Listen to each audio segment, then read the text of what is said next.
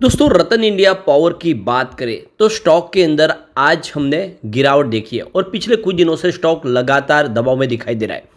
क्या यहाँ से गिरावट की संभावना बनने वाली है या फिर से एक शानदार तेजी की तरफ स्टॉक आगे बढ़ता हुआ दिखाई देगा? क्या इस समय हमें रतन इंडिया पावर में इन्वेस्टमेंट करना चाहिए?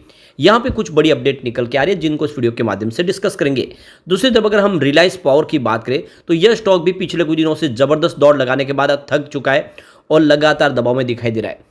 तो कब तक यहाँ पे गिरावट का दौर जारी रहेगा और फिर क्या रिलायंस पावर तेजी से दौड़ेगा?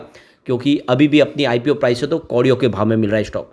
यहाँ पे आज बाजार में तूफानी तेजी थी लेकिन उसके बावजूद भी निफ्टी एनर्जी ने गिरावट दिखाई। इसके पीछे वजह क्या उसको समझेंगे और क्या इस समय पावर सेक्टर में निवेश का ये सही मौका है, जानेंगे इस वीडियो के माध्यम से। लेकिन फ्रेंड उससे पहले अगर आप पहली बार हमारे चैनल पे आए तो चैनल को सब्सक्राइब कर दीजिए, एक बेल आइकॉन दबा दीजिए ताकि जब भी नया वीडियो बने पहला नोटिफिकेशन आपको मिले। वीडियो पसंद आए तो लाइक से जरूर कीजिए। चलो फ्रेंड्स वीडियो स्टार्ट करते हैं। मैं हूं आपका दोस्त एस बी दवे और हमारे अपने चैनल ऑनलाइन कमाई में आपका बहुत बहुत स्वागत है। तो सबसे पहले आज हम निफ्टी एनर्जी की बात कर ले तो आप देख सकते हो कि भले ही बाजार में तूफानी तेजी थी, 600-700 पॉइंट की तेजी हमने बीएसई सेंसेक्स में देखी है, लेकिन निफ्टी एनर्जी 40,255 के स्तर पे 208 पॉइंट की गिरावट थी, यानी 0.52% गिरा निफ्टी एनर्जी, आधा परसेंट की गिरावट थी। दूसरे सेक्टरों में काफ़ी अच्छी तेजी थी जिससे बाजार दौड़ा, लेकिन एनर्जी सेक्टर में आज बिकवाली दिखने को मिली है। और यहाँ पे देख सकते हो कि एफआई ने आज फिर से खरीदारी करके थोड़ा सा हमें राहत दे दी है। आप देख दो कि आज 17,331 करोड़ का फ्रेश इन्वेस्टमेंट किया एफआई ने, सामने 16,155 करोड़ की उन्होंने बिकवाली की है। तो उनकी जो खरीदारी है वो आज 1,175 करोड़ पॉजिटिव है। पिछले दो ट्रेडिंग सेशन में उन्होंने बिकवाली की थी, 21 जून को 1790 करोड़ की और 24 जून को 653 करोड़ की उन्होंने बिकवाली की थी, लेकिन आज राहत मिली है। अभी फिलहाल इस महीने में 2,062 करोड़ की उन्होंने बिकवाली की हुई है। तो फिलहाल तो बिकवाल बने हुए, लेकिन लग रहा है कि वो फिर से खरीदारी शुरू कर सकते हैं। आज इतनी बड़ी तेजी के बावजूद भी डीआई बाजार में बिकवाल थे। आज डीआई ने 13,519 करोड़ का फ्रेश इन्वेस्टमेंट किया, लेकिन सामने 13,668 करोड़ की उन्होंने बिकवाली की। तो उनकी जो बिकवाली है 149 करोड़ की आप देखो कि बिकवाली देखने को मिली है। तो ये आज देख सकते हो कि बड़ी तेजी में भी डीआई का साथ नहीं मिला, थोड़ी सी बिकवाली जरूर हुई है, लेकिन इस महीने में 20,477 करोड़ का ज़बरदस्त निवेश किया है डीआई ने, ये बाजार के लिए अच्छी बात है। अब रतन इंडिया पावर की बात कर ले तो देख सकते हो कि स्टॉक की शुरुआत तो पॉजिटिव हुई 18.10 पर, क्लोजिंग थी कल के 18.01 के आसपास। इंट्राडे में 18.37 का हाई भी बना और जो लो है वो 17.95 का है। तो गिरावट हुई, स्टॉक ने 18 के स्तर को तोड़ा, लेकिन अच्छी बात रही कि 18 के आसपास क्लोजिंग रही 0.056% की मामूली सी गिरावट के साथ। तो एक तरह से स्टॉक 18 के आसपास सेटल हो रहा है। पिछले कई दिनों से हम देख रहे हैं कि स्टॉक की क्लोजिंग 18 के आसपास ही रहने को देखने को मिल रही है। वैसे ये आप देख ही सकते हो कि 4 जून को स्टॉक 21 तक चला गया था ये, और इसके पीछे तेजी की वजह बनी थी जो हमारा रिजल्ट के पहले जो एग्जिट पोल है उसका असर देखने को मिला। उसके बाद रिजल्ट असली हमारे सामने, उसके बाद में गिरावट शुरू हुई। स्टॉक देख सकते हो कि नीचे भी आया और आप देख सकते हो कि धीरे धीरे वहाँ से 21 रुपये से जो गिरता हुआ स्टॉक 18 तक आया और पिछले कई दिनों से स्टॉक उसी के आसपास है। वैसे आप देख सकते हो कि स्टॉक यहाँ पे एक बार लगभग गिरते हुए देख सकते हो कि 15.5 तक भी आ गया था 12 जून को। उसके बाद स्टॉक ने फिर एक दौड़ भी लगाई, 15.5 से जो स्टॉक ने दौड़ना शुरू किया तो आप देख सकते हो कि स्टॉक लगभग यहाँ पे करीब 19 तक चला गया और अब वहाँ से स्टॉक में दबाव देखने को मिल रहा है। 18 के आसपास स्ट्रगल कर रहा है। पिछले 4-5 ट्रेडिंग सेशन से 18 के आसपास क्लोजिंग देखने को मिल रही है। तो अच्छी बात यह है कि 18 के स्तर को भी नहीं तोड़ा और लग रहा है कि 18 से ये बाउंस बैक दे देगा।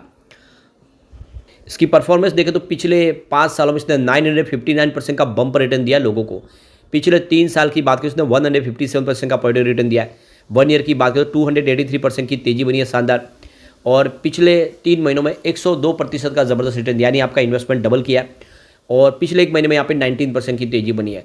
तो अभी देख सकते हो स्टॉक कुछ कमज़ोर दिख रहा है, लेकिन यहाँ पे जो सबसे अच्छी बात है इसके लिए कि कंपनी अपने डेट को कम कर रही है। धीरे धीरे आने वाले समय कंपनी अपने कर्ज के जंजाल से बाहर निकल जाएगी। लेकिन इसकी कुछ वीकनेस भी है। इसके कंसर्न देखें तो company has low interest coverage ratio, promoter have pledge 88.6% of their holding. तीसरा है earning include and other income of 10,976 crore. तो प्रॉफिट की वजह बनी है अदर इनकम। इसके अलावा company has high debtor of 224 days. Company's cost borrowing seems high working capital days have increase from देखिए कि 173 डेज टू 396 डेज, ये इसके लिए कमजोरियां भी है और ये आपको ध्यान रख के चलना है। लेकिन उसके बावजूद भी देखें तो कुछ म्यूचुअल फंड ने अच्छी खासी खरीदारी की। 31 मई 2024 के आंकड़े देखें तो Motilal Oswal Nifty micro cap 250 ने यहाँ पे 8.77 करोड़ का इन्वेस्टमेंट किया। उन्होंने अपनी 2.78% की holding month on month basis पे बढ़ा दी है।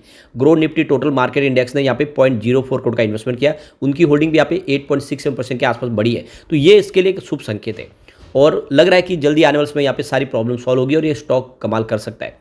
अब चलते हैं रिलायंस पावर की तरफ। तो यहाँ पे 29.94 पर शुरुआत हुई थी, यानी पॉजिटिव शुरुआत हुई। कल की क्लोजिंग 29.70 के आसपास थी।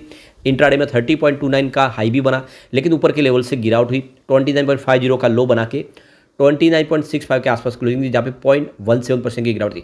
आज कोई खास गिरावट नहीं थी।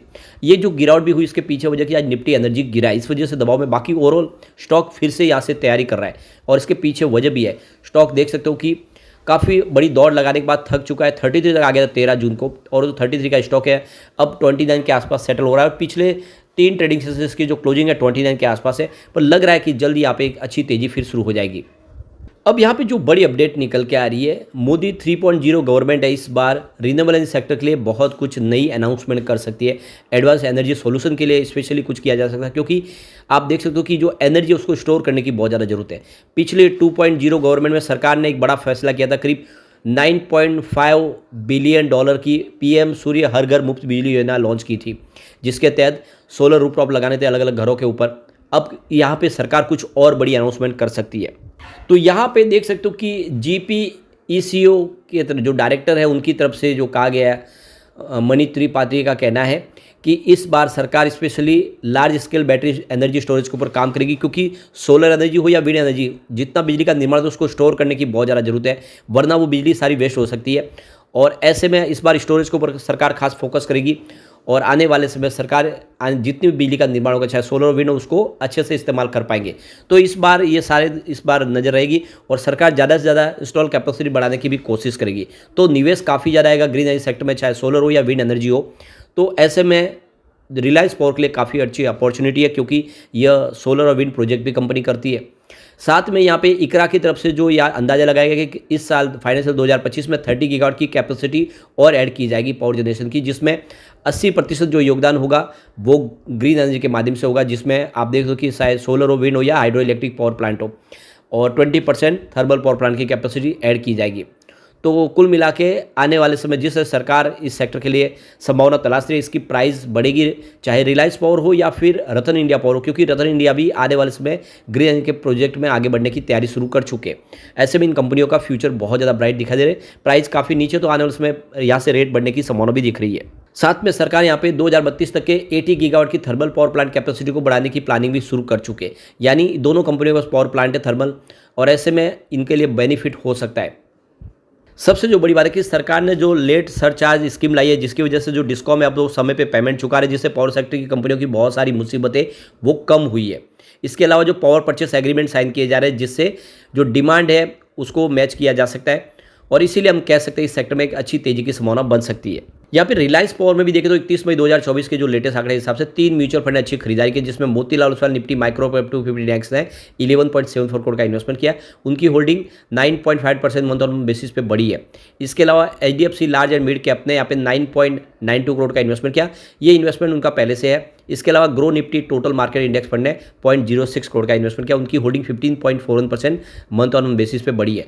तो ओवरऑल देख सकते हो कि पावर सेक्टर में निवेश की संभावना बन रही है। गिरावट का फायदा उठा कि इन दोनों स्टॉक में निवेश आपको करना चाहिए।